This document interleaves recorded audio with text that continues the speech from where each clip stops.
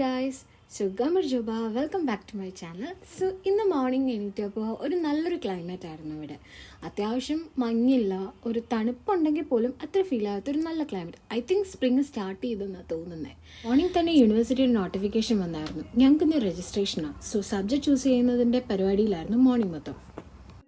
ബോധവൽക്കരണമോ ഒരു അടിച്ചേൽപ്പിക്കലോ ഒന്നുമല്ല, എനിക്ക് തോന്നിയ ഒപ്പീനിയൻസ് ഞാൻ ഷെയർ ചെയ്യുന്നതേ ഉള്ളൂ. നമ്മളിപ്പോൾ റീസെൻ്റ്ലി നമ്മുടെ കേരളത്തിൽ നിന്ന് കേൾക്കുന്ന ഒരുപാട് ഇൻറ്റൻസിറ്റി ഉള്ള ന്യൂസസാണ്. എന്ന് പറഞ്ഞാൽ ഇപ്പോൾ നമുക്കൊക്കെ നമ്മുടെ കേരളം എന്ന് കേൾക്കുമ്പോൾ എന്താ ഒരു സമാധാനവും ശാന്തവും അങ്ങനെയുള്ളൊരു നാടാണ് നമ്മുടേത്. ബട്ട് റീസെൻ്റ്ലി അതൊരു ഹോട്ട് പോട്ടായിട്ട് മാറിയിട്ടുണ്ട്.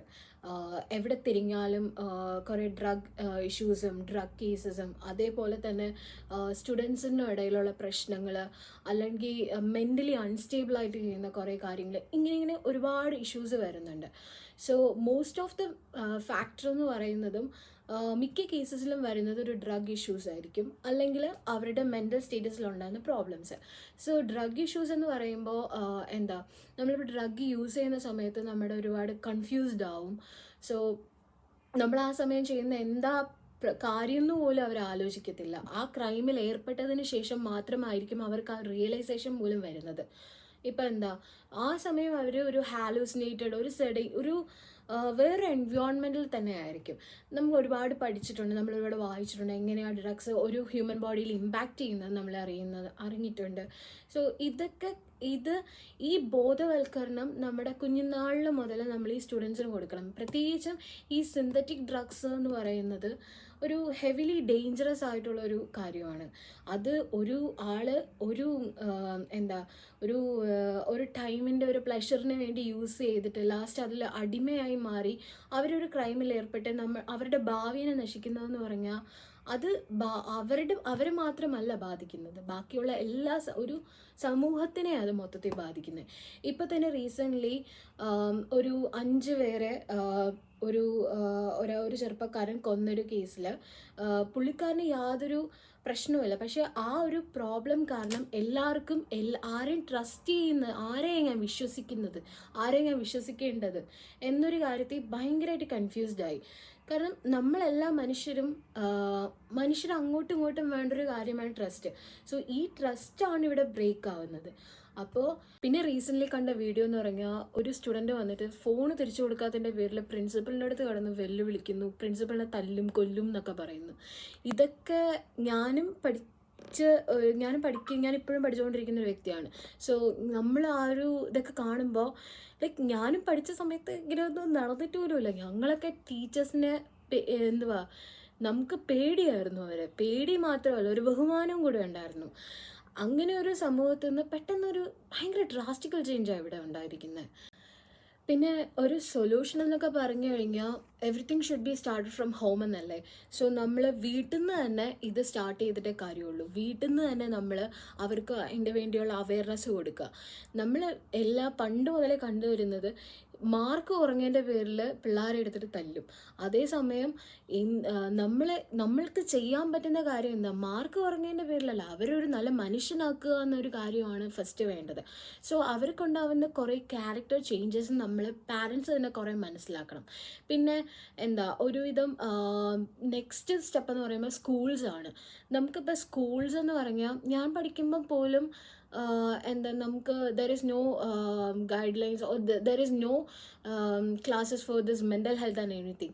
So നമുക്ക് സ്റ്റുഡൻസിന് മെൻ്റൽ ഹെൽത്ത് എന്ന് പറയുന്ന വലിയ ഇമ്പോർട്ടൻ്റ് ആണ്. They are facing so much stress in their life.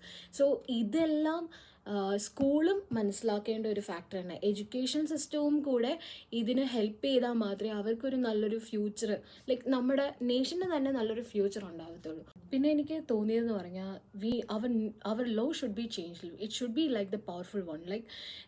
Right now നമുക്കുള്ള ലോ എന്ന് പറഞ്ഞു കഴിഞ്ഞാൽ ഒരു വീക്കായിട്ടൊരു ഇതാണ്. കാരണം മൈനേഴ്സ് എന്ത് ക്രൈം ചെയ്താലും അതൊരു ഒഫൻസായി മാറുന്നില്ല, അതൊരു ഭയങ്കര ഒരു സിവിയറായി മാറുന്നില്ല. ഒൺലി ഒരു കേസിൽ മാത്രമാണ് അത് ഇച്ചിരിയും കൂടെ ഭയങ്കര മൈനറായിട്ട് പോലും അവർക്ക് മേജർ ആകുന്നവരെ ഇത് ചെയ്തിട്ട് ശിക്ഷ കൊടുത്തത്. അല്ലാണ്ട് ഇപ്പം തന്നെ ഈ ഒരു കേസിൽ തന്നെ, ഈ സ്റ്റുഡൻസിൻ്റെ കേസിൽ തന്നെ അവരുടെ കോൺവെർസേഷൻ ഉണ്ട് നമ്മൾ ഊരിപ്പോകുമെന്ന്. അതേപോലെ തന്നെയാണ് അവരെ എക്സാം എഴുതാൻ അനുവദിച്ചതും. കാരണം ആ ഒരു സമയത്ത് അത്രയും ഇൻറ്റൻസിറ്റിയിൽ ഈ മരിച്ച കുട്ടിയുടെ തന്നെ പാരൻസും നമ്മുടെ പാർട്ടീസും എല്ലാം ഇറങ്ങിയിട്ട് പോലും ആ സ്റ്റുഡൻസിന് എക്സാം എഴുതണം എന്നൊരു രീതിയിലായിപ്പോയി. കാരണം ഇവരൊക്കെ ഇപ്പോൾ അവരെ അവർ മെൻ്റലി സിക്കായതുകൊണ്ടൊന്നും അല്ല ഇത് ചെയ്തത്. അവർക്ക് നല്ല ബോധം ഉണ്ടായിരുന്നു, നല്ല ഒരു ഐഡിയ ഉണ്ടായിരുന്നു എന്താ അവർ ചെയ്യുന്നതെന്ന്.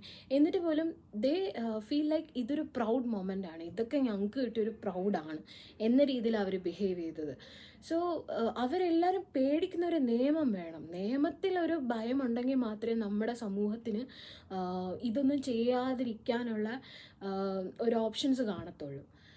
സോ എന്താ പറയാനാ, ഐ എം റിയലി എനിക്ക് ഒരുപാട് വിഷമമുണ്ട് ആ ഒരു ഫാമിലിയുടെ കേസിൽ. ആ പാരൻസ് അനുഭവിക്കുന്ന ഒരുപാട് കാര്യങ്ങളിലൊക്കെ ഒരുപാട് വിഷമമുണ്ട്. ഐ ബിലീവ് നമ്മളിപ്പോൾ നമ്മുടെ നാട് നന്നാവണം എന്നെപ്പോഴും നമ്മൾ ആഗ്രഹിക്കാറുണ്ട്. കാരണം എവിടെ ചെന്നാലും മലയാളിയാണ് നമ്മളെന്ന് പറയുന്നതിൽ നമ്മളൊരു പ്രൗഡ് കാണിക്കാറുണ്ട്. അത് ഇങ്ങനെ ഓരോ ഇഷ്യൂസ് വരുമ്പം മൊത്തത്തിൽ നമ്മളെ കളിയാക്കുന്ന പോലെയാവും. ഈ റീസെൻ്റ്ലി തന്നെ 100% ലിറ്ററസി എന്നൊക്കെ പറഞ്ഞിട്ടൊരു ഭയങ്കര ഒരു ക്യാമ്പയിൻ തന്നെ പോയായിരുന്നു. അതിൻ്റെ ഇൻറ്റൻസിറ്റി എന്തുകൊണ്ടാണെന്ന് പറഞ്ഞു കഴിഞ്ഞാൽ നമ്മൾ മലയാളിയാണെന്നതിൽ നമ്മൾ പ്രൗഡായിട്ടുള്ള ഒരു കാര്യങ്ങളാണ്. അപ്പോൾ ഇതൊക്കെ അതിൻ്റെ ഒരു ഗ്ലോറിഫൈങ് മൊമെൻറ്റ്സ് ഒക്കെ കുറയ്ക്കുന്നുണ്ട്. നമുക്ക് പുറത്ത് ഒരുപാട് പേര് നമ്മളെ ചോദിക്കും, ഇതെന്താ ഇങ്ങനെ ഇഷ്യൂ, നിങ്ങളുടെ നാട്ടിലെന്താ ഇങ്ങനെയൊക്കെ പ്രശ്നങ്ങൾ എന്നൊക്കെ. ഇതൊക്കെ മാറുമെന്ന് പ്രതീക്ഷിക്കുന്നു. അപ്പം ഇത്രയേ ഉള്ളൂ. ഇതെനിക്കൊന്ന് സംസാരിക്കണം എന്നുണ്ടായിരുന്നു. കാരണം ഇവിടെ ഒരുപാട് പേര് നമ്മളോട് ചോദിച്ചതായിരുന്നു, ഇതെന്താ ഇങ്ങനെ, എന്ത് പറ്റി നിങ്ങളുടെ അവിടെ ഇങ്ങനെയൊക്കെ എന്നൊക്കെ ചോദിച്ചപ്പോൾ എനിക്ക് ഉള്ള റിയാക്ഷനാണ് ഞാനിപ്പോൾ പറയുന്നത്. അത്രയേ ഉള്ളൂ. That's it.